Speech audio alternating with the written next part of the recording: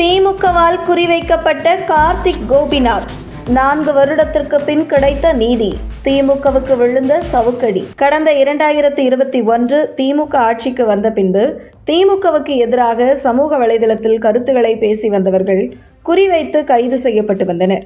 அந்த வரிசையில் திமுக ஆட்சியில் குறிவைக்கப்பட்டவர்தான் கார்த்திக் கோபிநாத். பெரம்பலூர் மாவட்டம் சிறுவாச்சூரில் மதுரகாளியம்மன் கோவில் சிலைகளை 2021ஆம் ஆண்டு மர்ம நபர்கள் உடைத்ததாக எழுந்த புகாரால் பெரும் சர்ச்சை வெடித்தது.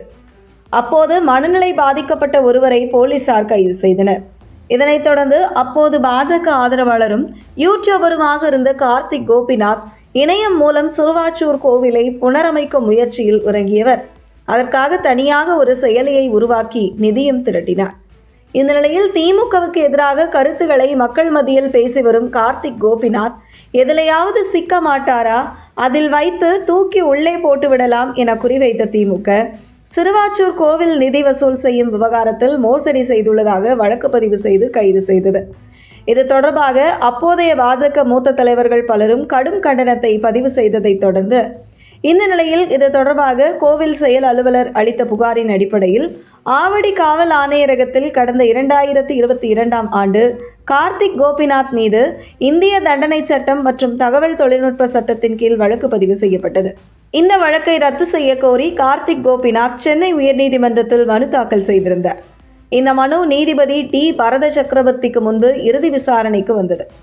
கார்த்திக் கோபிநாத் தரப்பில் ஆஜரான வழக்கறிஞர் அபினவ் பார்த்தசாரதி கோவில் நிதியை முறைகேடாக பயன்படுத்தும் எந்த நோக்கமும் தனது மனுதாரருக்கு இல்லை என வாதிட்டார். அதிகாரிகளிடமும் முன் அனுமதி பெறவில்லை என்பதுதான் அவருக்கு எதிரான முக்கிய குற்றச்சாட்டு என்றும் வசூலிக்கப்பட்ட பணம் முறைகேடாக பயன்படுத்தப்பட்டதாக எந்த ஆதாரமும் இல்லை என்றும் தெரிவித்தார். இதற்கு காவல்துறை தரப்பில் ஆஜரான வழக்கறிஞர் ஆர் ராஜசேகரன் மிலாப் செயலி மூலம் கோவில் திருப்பணி என்ற பெயரில் 33,28,924 ரூபாய் வசூலிக்கப்பட்டதாகவும் அதிலிருந்து சுமார் 1.80 லட்சம் ரூபாய் வேறு கணக்கிற்கு மாற்றப்பட்டதாகவும் வாதிட்டார். மதுரகாளியம்மன் கோவில் தரப்பில் ஆஜரான வழக்கறிஞர் எஸ் சூர்யா கார்த்திக் கோபிநாத் வசூலித்த எந்த தொகையும் கையாடல் செய்யப்படவில்லை என்றும் கோவில் நிதி முறைகேடாக செலவிடப்படவில்லை என்றும் நீதிமன்றத்தில் தெரிவித்தார். அனைத்து தரப்பு வாதங்களையும் கேட்ட நீதிபதி டி பரத சக்கரவர்த்தி வசூலிக்கப்பட்ட பணம் கையாடல் செய்யப்படவில்லை என்பதும் மிலாப் செயலி மூலம் வசூலிக்கப்பட்ட தொகை திருவொற்றியூர் நீதிமன்றத்தில் ஒப்படைக்கப்பட்டுள்ளதும் உறுதி செய்யப்பட்டுள்ளதாக குறிப்பிட்டார்.